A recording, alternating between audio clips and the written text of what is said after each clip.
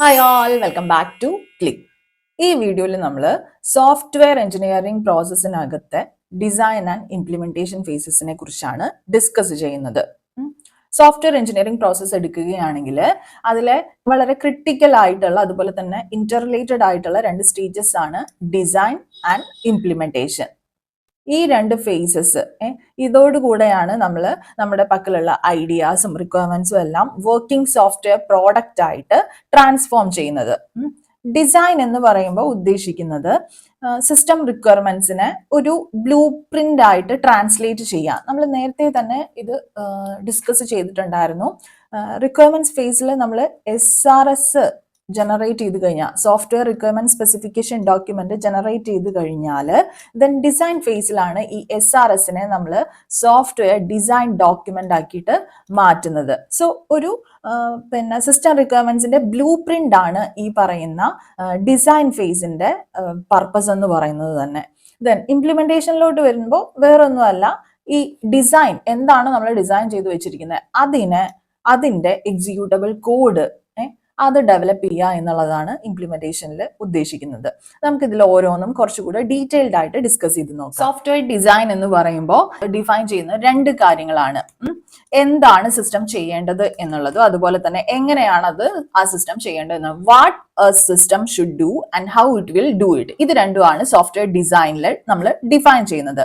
Different types of design വരുന്നത് high level design ഉണ്ട്, അതുപോലെ തന്നെ ലോ ലെവൽ ഡിസൈൻ ഉണ്ട്. ഹൈ ലെവൽ ഡിസൈൻ എന്ന് പറയുമ്പോൾ ആർക്കിടെക്ചറൽ ഡിസൈൻ ആണ് ഉദ്ദേശിക്കുന്നത്. അതായത് സിസ്റ്റത്തിന്റെ ആർക്കിടെക്ചർ ആയിരിക്കും ഫോക്കസ് ചെയ്യുന്നുണ്ടായിരിക്കാം. ഹൈ ലെവൽ ഡിസൈനിന്റെ ഔട്ട്കംസ് എന്ന് പറയുന്നത് ആർക്കിടെക്ചർ ഡയഗ്രാംസ് ആവാം, അതുപോലെ തന്നെ മൊഡ്യൂൾ സ്പെസിഫിക്കേഷൻസ് ആവാം, അതും അല്ലെങ്കിൽ ഡേറ്റ മോഡൽസ് ആവാം. ഡേറ്റ മോഡൽസ് എന്ന് പറയുമ്പോൾ ഡേറ്റ ഫ്ലോ ഡയഗ്രാംസ് അതുപോലെ തന്നെ എൻറ്റിറ്റി റിലേഷൻഷിപ്പ് ഡയഗ്രാംസ് അതൊക്കെ ആവാം. സോ ഇതാണ് ഹൈ ലെവൽ ഡിസൈനിന്റെ ഔട്ട്കം എന്ന് പറയുന്നത്. Coming to low level design. Low level design പേര് കേട്ടാൽ തന്നെ നമുക്കറിയാം അതെന്തായാലും ഡീറ്റെയിൽഡ് ആയിട്ടുള്ള ഡിസൈൻ ആയിരിക്കും ഉദ്ദേശിക്കുന്നുണ്ടായിരിക്കുക. അതായത് നമ്മുടെ കോമ്പണൻസിന്റെ ഇന്റേണൽ സ്ട്രക്ചർ ഒക്കെ ആയിരിക്കും ഫോക്കസ് ചെയ്യുന്നത്. ഇതിന്റെ ഔട്ട്കം എന്ന് പറയുന്നത് ക്ലാസ് ഡയഗ്രാംസ് അതുപോലെ തന്നെ ഫ്ലോ ചാർട്ട്സ് അല്ലെങ്കിൽ സ്യൂഡോ കോഡ്സ്, സ്കീമ ഡെഫിനിഷൻസ് അതൊക്കെ ആയിരിക്കും ലോ ലെവൽ ഡിസൈനിനകത്ത് വരുന്നത്. ഇനി നമുക്ക് പഠിക്കാനുള്ളത് കുറച്ച് ഡിസൈൻ പ്രിൻസിപ്പിൾസ് ആണ്. മെയിൻ ആയിട്ട് 4 ഡിസൈൻ പ്രിൻസിപ്പിൾസ് ആണ് വരുന്നത്.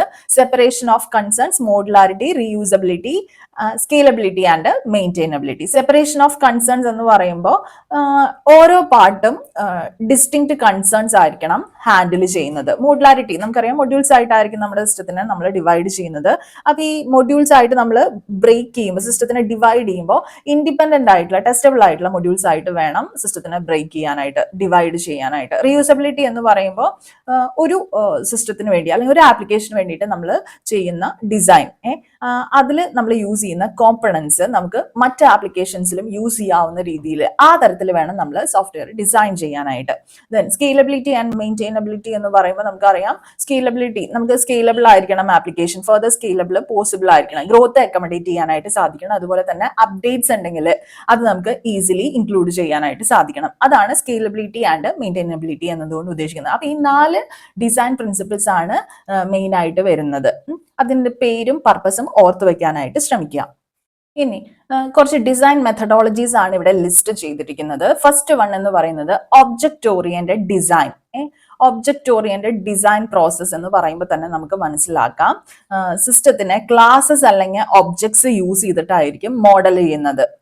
സെക്കൻഡ് വൺ എന്ന് പറയുന്നത് കോമ്പണന്റ് ബേസ്ഡ് ഡിസൈൻ, അതാണ് CBD. അത് ഫോക്കസ് ചെയ്യുന്നത് റീയൂസബിൾ സോഫ്റ്റ്വെയർ കോമ്പണൻസിലായിരിക്കും. ഓക്കെ, ദെൻ നെക്സ്റ്റ് വരുന്നതാണ് സോഫ്റ്റ്വെയർ ഓറിയന്റഡ് ആർക്കിടെക്ചർ. ഈ ഒരു മെത്തഡോളജി എംഫസൈസ് ചെയ്യുന്നത് system as a loosely coupled services. System as loosely coupled services. So ഇവിടെ നമുക്ക് കപ്ലിങ്ങും കൊഹീഷൻ രണ്ട് ടെർമിനോളജീസ് ഫെമിലിയറൈസ് ചെയ്യാം. കപ്ലിംഗ് വരുന്നുണ്ട്, കൊഹേഷൻ വരുന്നുണ്ട്. മിക്കവാറും നമ്മൾ ക്വസ്റ്റ്യൻ പേപ്പേഴ്സിൽ ഈ ഒരു രണ്ട് ടെർമിനോളജീസ് വെച്ചിട്ടുള്ള ക്വസ്റ്റ്യൻസ് കാണാറുണ്ട്. നമുക്ക് എപ്പോഴും കൺഫ്യൂഷനും ആവാറുണ്ട്. നമുക്കറിയാം ഡിസൈൻ ഫേസിന്റെ ഔട്ട്പുട്ട് എന്ന് പറയുന്നത് സോഫ്റ്റ്വെയർ ഡിസൈൻ ഡോക്യുമെന്റ് ആണ്. ഈ കപ്ലിങ്ങും കൊഹിഷനും ശരിക്കും രണ്ട് കീ കോൺസെപ്റ്റ്സ് ആണ് സോഫ്റ്റ്വെയർ എഞ്ചിനീയറിംഗിൽ വരുന്നത്. ഇത് എന്തിനാ യൂസ് ചെയ്യുന്നത് വെച്ചാൽ നമ്മുടെ സോഫ്റ്റ്വെയർ സിസ്റ്റം ഡിസൈനിന്റെ ക്വാളിറ്റി മെഷർ ചെയ്യുന്നതിന് വേണ്ടിയിട്ടാണ് ഈ രണ്ട് കോൺസെപ്റ്റ്സ് നമ്മൾ യൂസ് ചെയ്യുന്നത്. കപ്ലിംഗ് എന്ന് പറയുമ്പോൾ ഉദ്ദേശിക്കുന്നത് degree of Inter dependence between software modules. Say നമുക്ക് 3 മൊഡ്യൂൾസ് ഉണ്ട്, മൊഡ്യൂൾ 1, മൊഡ്യൂൾ 2 ആൻഡ് മൊഡ്യൂൾ 3. ഈ മൊഡ്യൂൾസ് തമ്മിലുള്ള ഇന്റർ ഡിപെൻഡൻസിനെയാണ് കപ്ലിംഗ് കൊണ്ട് ഉദ്ദേശിക്കുന്നത്. നമ്മൾ നേരത്തെ ഡിസൈൻ പ്രിൻസിപ്പിൾ ഡിസ്കസ് ചെയ്തപ്പോൾ പറഞ്ഞിട്ടുണ്ടായിരുന്നു മോഡുലാരിറ്റി എന്നൊരു പോയിന്റ്. അതായത് സിസ്റ്റം എങ്ങനെയായിരിക്കണം ബ്രേക്ക് ചെയ്യുന്നത്, ഇൻഡിപെൻഡന്റ് ആയിട്ടുള്ള ടെസ്റ്റബിൾ ആയിട്ടുള്ള മൊഡ്യൂൾസ് ആയിട്ട് വേണം നമ്മൾ ബ്രേക്ക് ചെയ്യാൻ വേണ്ടിയിട്ട്. അപ്പോൾ കപ്ലിംഗ് എന്ന് പറയുന്നത് എല്ലായ്പ്പോഴും എന്തായിരിക്കണം, ലൂസ് ആയിരിക്കണം. മൊഡ്യൂൾസ് തമ്മിലുള്ള ഇന്റർ ഡിപെൻഡൻസ് കുറവായിരിക്കണം. സോ ലൂസ് കപ്ലിംഗ് ആണ് നമ്മൾ എപ്പോഴും പ്രിഫർ ചെയ്യുന്നത്. ഒരു നല്ല സിസ്റ്റം എന്ന് പറയുന്നത് ലൂസ്ലി കപ്പിൾഡ് ആയിരിക്കും. Now what is meant by cohesion? ഇതിനകത്ത് ഒരു മൊഡ്യൂൾ, ഫസ്റ്റ് മൊഡ്യൂൾ നമ്മൾ എടുക്കുകയാണെങ്കിൽ അതിനകത്ത് മൾട്ടിപ്പിൾ എലമെന്റ്സ് കാണുമായിരിക്കും, E1, E2, E3. Cohesion refers to the degree to which elements within a module work together to fulfill single well-defined purpose. എത്രത്തോളം ഈ elements എല്ലാം കൂടെ ചേർന്നിട്ട് ഒരു single well defined purpose fulfil ചെയ്യാൻ വേണ്ടിയിട്ട് എത്രത്തോളം ഹെൽപ്ഫുൾ ആയിരിക്കും, അതാണ് കൊഹെഷൻ എന്നതുകൊണ്ട് ഉദ്ദേശിക്കുന്നത്. ഹൈ കൊഹെഷൻ ആണെങ്കിൽ നമുക്ക് പറയാം എലമെന്റ്സ് എല്ലാം ക്ലോസ്ലി റിലേറ്റഡ് ആണ്, അതുപോലെ തന്നെ ഒരു സിംഗിൾ പർപ്പസിലായിരിക്കും ഫോക്കസ് ചെയ്യുന്നുണ്ടായിരിക്കുക. And in case of low cohesion ആണെങ്കിൽ എലമെന്റ്സ് ലൂസ്ലി റിലേറ്റഡ്, അതുപോലെ തന്നെ മൾട്ടിപ്പിൾ പർപ്പസസിനും വേണ്ടിയിട്ടായിരിക്കും യൂസ് ചെയ്യുന്നുണ്ടായിരിക്കുക. But we prefer always high cohesion. ഒരു system low coupling and high cohesion അങ്ങനെ അത് മെയിൻറ്റെയിൻ ചെയ്യുന്നുണ്ടെങ്കിൽ നമുക്ക് പറയാം ഈ സിസ്റ്റം നമുക്ക് മെയിൻറ്റെയിൻ ചെയ്യുന്നതിനും അതുപോലെ തന്നെ ഇംപ്രൂവ് ചെയ്യുന്നതിനും ഒക്കെ ഈസിയർ ആയിരിക്കും. So we prefer this thing, that low coupling and high cohesion always. ഈ സർവീസ് ഓറിയന്റഡ് ആർക്കിടെക്ചർ എന്ന് പറയുന്നത് സിസ്റ്റത്തിനെ എന്ത് ചെയ്യും, ലൂസ്ലി കപ്പിൾഡ് സർവീസസ് ആയിട്ടായിരിക്കും ഡിസൈൻ ചെയ്യുന്നത്. ഒബ്ജക്ട് ഓറിയന്റഡ് ഡിസൈൻ പ്രോസസ്സിനകത്ത് വരുന്ന സ്റ്റേജസ് ഏതൊക്കെയാണെന്ന് നമുക്ക് നോക്കാം. ആദ്യം തന്നെ ചെയ്യുന്നത് define context and usage scenarios. അത് തന്നെയാണ് ആദ്യം തന്നെ ചെയ്യേണ്ടത്. എന്താണ് കോണ്ടെക്സ്റ്റ് എന്നുള്ളത്, അതുപോലെ തന്നെ യൂസേജ് സെനാരിയോസും നമ്മൾ ഡിഫൈൻ ചെയ്ത് കഴിഞ്ഞാൽ ദെൻ നമ്മൾ സിസ്റ്റം ആർക്കിടെക്ചർ ഡിസൈൻ ചെയ്യും. ഡിസൈൻ ചെയ്തതിന് ശേഷം നമ്മൾ പ്രിൻസിപ്പൽ ഒബ്ജക്ട്സ് ഐഡന്റിഫൈ ചെയ്യാം. ബിക്കോസ് ഇത് ഒബ്ജക്റ്റ് ഓറിയന്റഡ് ഡിസൈൻ പ്രോസസ് ആണ്. ഒബ്ജക്ട്സിനെയും ക്ലാസസിനെയും എല്ലാം യൂസ് ചെയ്തിട്ടാണ് നമ്മൾ സിസ്റ്റം മോഡൽ ചെയ്യുന്നത് തന്നെ. സോ സിസ്റ്റം ആർക്കിടെക്ചർ ഡിസൈൻ ചെയ്ത് കഴിഞ്ഞാൽ നെക്സ്റ്റ് സ്റ്റെപ്പ് എന്ന് പറയുന്നത് പ്രിൻസിപ്പൽ ഒബ്ജക്ട്സ് ഐഡന്റിഫൈ ചെയ്യുക എന്നുള്ളതാണ്. നെക്സ്റ്റ് സ്റ്റെപ്പ് എന്ന് പറയുന്നത് ഒബ്ജക്ട് ഇന്റർഫേസസും അതുപോലെ റെസ്പോൺസിബിലിറ്റീസും ഡിഫൈൻ ചെയ്യുക എന്നുള്ളതാണ്.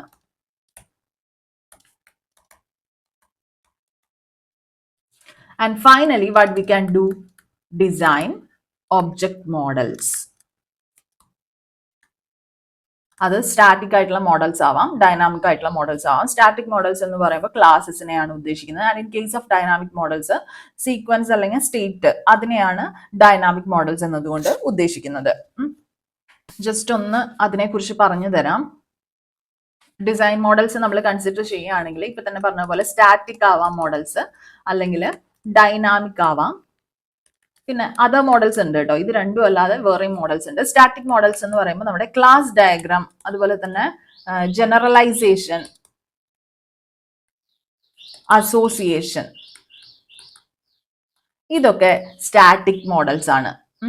ഇനി ഡൈനാമിക് മോഡൽസ് എടുക്കുകയാണെങ്കിൽ സീക്വൻസ് ഡയഗ്രാം, അതുപോലെ തന്നെ സ്റ്റേറ്റ് മെഷീൻ ഡയഗ്രാംസ്, ഇത് ഡൈനാമിക് മോഡൽസ് ആണ്. അതർ മോഡൽസ് എന്ന് പറയുമ്പോൾ ഏത് ഒബ്ജക്റ്റ് ഓറിയന്റഡ് ഡിസൈൻ പ്രോസസ്സിലെ അതർ ഡിസൈൻ മോഡൽസ് ആണ് യൂസ് കേസ് ഡയഗ്രാം, അതുപോലെ തന്നെ നമ്മൾ അഗ്രിഗേഷൻ കാണിക്കും, അഗ്രിഗേഷൻ ഇൻഡിക്കേറ്റ് ചെയ്യാനായിട്ട് യൂസ് ചെയ്യുന്നത്. അതുപോലെ തന്നെ കോമ്പണന്റ് ഡയഗ്രാം, അതുപോലെ തന്നെ സബ് സിസ്റ്റം അല്ലെങ്കിൽ പാക്കേജ് ഡയഗ്രാംസ്, ഇതൊക്കെ അതർ മോഡൽസ് ആണ്. അപ്പൊ ഇത്രയും കാര്യങ്ങളാണ് സോഫ്റ്റ്വെയർ ഡിസൈനുമായി ബന്ധപ്പെട്ട് നമ്മൾ മനസ്സിലാക്കി. നമുക്ക് സോഫ്റ്റ്വെയർ ഇംപ്ലിമെന്റേഷനെ കുറിച്ച് ഡീറ്റെയിൽഡ് ആയിട്ട് നോക്കാം. നമുക്കറിയാം എന്താണ് സോഫ്റ്റ്വെയർ ഇംപ്ലിമെന്റേഷൻ എന്ന് പറയുമ്പോൾ ഡിസൈൻ പ്രോസസ്സിന് ശേഷം നമ്മൾ പിന്നെ വർക്കിംഗ് കോഡ് പിന്നെ ബിൽഡ് ചെയ്യുകയാണെങ്കിൽ അതിനെയാണ് നമ്മൾ ഇംപ്ലിമെന്റേഷൻ എന്ന് പറയുന്നത്. അതിനകത്ത് കോഡ് റൈറ്റ് ചെയ്യുന്നതും ടെസ്റ്റ് ചെയ്യുന്നതും ഡീബഗ് ചെയ്യുന്നതും ഡിപ്ലോയ് ചെയ്യുന്നതും എല്ലാം പെടുന്നു.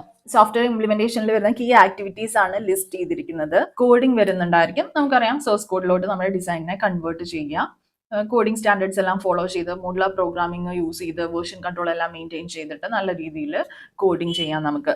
ദെൻ യൂണിറ്റ് ടെസ്റ്റിംഗ് ആണ് വരുന്നത്. അതായത് കറക്റ്റ്നെസ്സിന് വേണ്ടിയിട്ട് ഇൻഡിവിജ്വൽ മൊഡ്യൂൾസ് ടെസ്റ്റ് ചെയ്യുന്നതിനെയാണ് നമ്മൾ യൂണിറ്റ് ടെസ്റ്റിംഗ് എന്ന് പറയുന്നത്. മാനുവൽ ടെസ്റ്റ് കേസസ് ആയിരിക്കും ഇതിനകത്ത് വരുന്നത്. കോഡ് എഴുതുന്നതിന് മുൻപ് തന്നെ നമ്മൾ എന്ത് ചെയ്യും, ഇതിനകത്ത് ടെസ്റ്റ് കേസസ് എഴുതുന്നുണ്ടായിരിക്കും. അതായത് ടെസ്റ്റ് ഡ്രിവൺ ഡെവലപ്മെന്റ് ആണ് ഉദ്ദേശിക്കുന്നത്. ഓക്കെ, ദെൻ ഇന്റഗ്രേഷൻ പറയുമ്പോൾ നമുക്കറിയാം ഇന്റഗ്രേറ്റ് ചെയ്തതിന് ശേഷം, അതായത് മൊഡ്യൂൾസിനെ ഒരു യൂണിഫൈഡ് സിസ്റ്റം ആയിട്ട് കമ്പൈൻ ചെയ്യാം, അതാണ് ഇന്റഗ്രേഷൻ.